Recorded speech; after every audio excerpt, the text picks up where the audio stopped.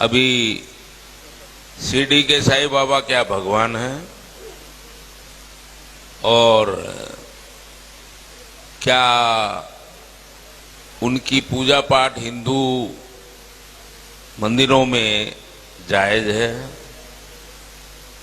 कृपया इस पर प्रकाश डालें। बिराजिए।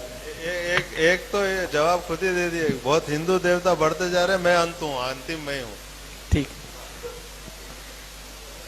शिरडी का साईं बाबा, उन्होंने पूछा क्या वो भगवान है?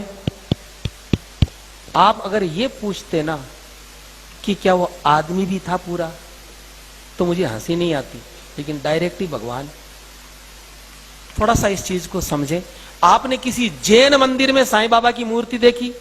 किसी बौद्ध मठ में, किसी सिख गुरुद्वारे में, उसकी छोड़िए किसी चर्च में साईं बाबा की मूर्ति देखी? अरे उसको छोड़िए किसी मस्जिद में उसका कैलेंडर भी देखा? केवल हिंदुओं के मंदिर में साईं बाबा की मूर्तियां कह कह करके बिठाई जाती है, पैसा दे दे करके। अब ये बीमारी क्या? अब जरा थोड़ा समझे। साईं बाबा कौन था? सरासर झूठा प्रचार। और मैं जो आपको बात बता रहा हूं बिल्कुल प्रमाणिक, जो साईं बाबा ने खुद ने लिखवाई।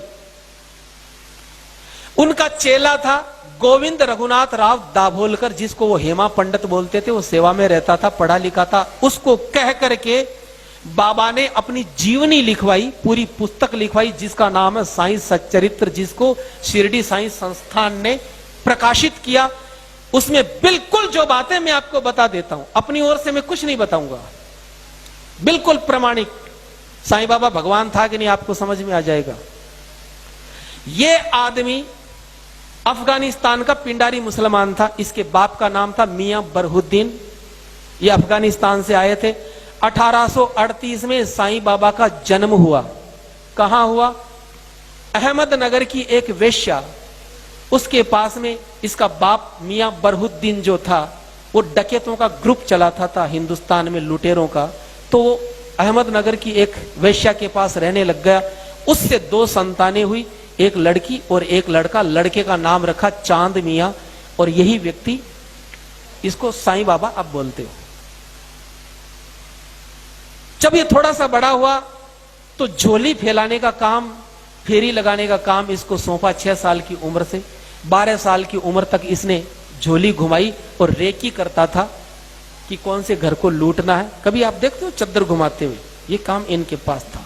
12 साल की उम्र में साईं बाबा पकड़ा गया अंग्रेजों की जेल में।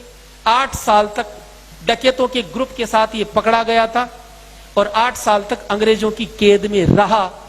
इसका बाप भाग गया था। फिर इसके बाप ने अंग्रेजों से समझौता करके छुड़वाया। तो अंग्रेजों ने कहा कि तुम हमारे लिए काम करो, हम तुम्हारे लिए करेंगे, तुम्हारे लड़के को छोड़ देंगे। क्या काम है? बोले कि झांसी की रानी लक्ष्मीबाई को हमें जीतना है। इसके बाप ने हाँ करी। वो व्यक्ति, इसका बाप, झांसी में चला गया और रात को गेट खोला उसने। झांसी की रानी को मरवाने का काम उसमें सहयोग किया इसके बाप ने। 18 साल की उम्र में अंग्रेजों से समझौता हुआ साईं का, तो साईं को भेजा, पूना में भेजा गया। लोकमान्य तिलक के स्वतंत्रता संग्राम को दबाने के लिए इसको प्रोजेक्ट करके अंग्रेजों ने भेजा पूना में। और लोकमान्य बाल गंगाधर तिलक इतने चतुर थे, वो समझ गए कि ये पाखंड रचा रहा है, ये दुनिया को भटकाएगा। लोकमान्य तिलक ने चौराहे पर पटक करके अपनी जूती से पीटा इस आदमी को। वो जूती पहनते थे आगे से, तीखी तीखी सी, उस नीचे पटक करके पीटा और कहा फिर कभी यहां दिख गया तो जान से मार दूंगा। तो ये आदमी वहां से भागा। बिल्कुल पाखंड का रूप इसने धारण किया लोगों को ठगने के लिए। मैं भूत प्रेत जानता हूं, मैं तंत्र मंत्र जानता हूं, मैं ये करूं, मैं बेटा दूंगा, मैं आरोग्य दूंगा, मैं पैसा दूंगा, पाखंड। फिर ये व्यक्ति शिरडी में आया 20 साल की उम्र में। शिरडी में ही क्यों, बंबई में क्यों नहीं? क्योंकि शिरडी में, उस क्षेत्र में संत ज्ञानेश्वर हुए थे। वहां के लोग बड़े श्रद्धावान थे, भावुक थे। तो सोचा कि मेरी दुकान चल जाएगी। वहां पर ये आदमी आया और आकर के धीरे धीरे इसने अपना अड्डा जमाया। रोज ये कुरान का पाठ करवाता। इसका शिष्य था अब्दुल बाबा, कुरान का पाठ करवाता।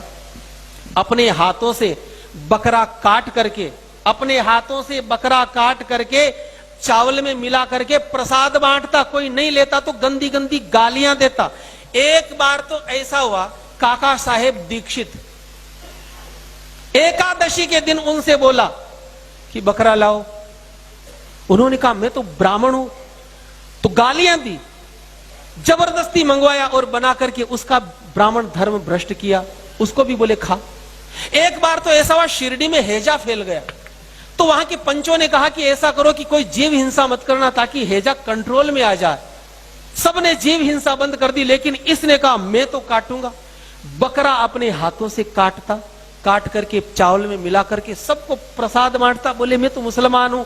ये आदमी महीनों महीनों नहाता नहीं था, संडास जाने का डिब्बा, उसी से ये आदमी पानी पीता, चिलम पीता था।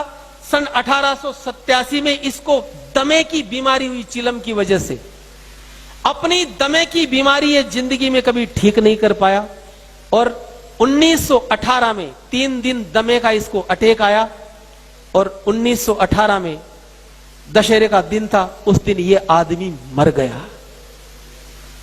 अब मुझे एक बात बताइए, न तो इसने कोई प्रतिभा थी, न इसमें कोई भक्ति थी, न इसका हिंदू धर्म से कोई लेना देना था।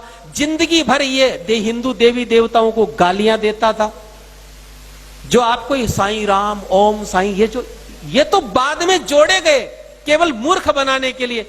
1957 तक इसकी जो कब्र थी, जहां आज मंदिर बना हुआ, यहां केवल मजार थी इसकी। यहां पर अब्दुल बाबा इसका मजार का पैसा लेता था, लेकिन वो मर गया।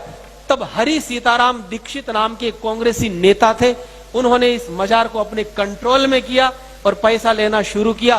फिर पाखंड की शुरुआत हुई। इंडोनेशिया से ये पूरा का पूरा जो षड्यंत्र चला कि हिंदू मंदिरों को कैसे बर्बाद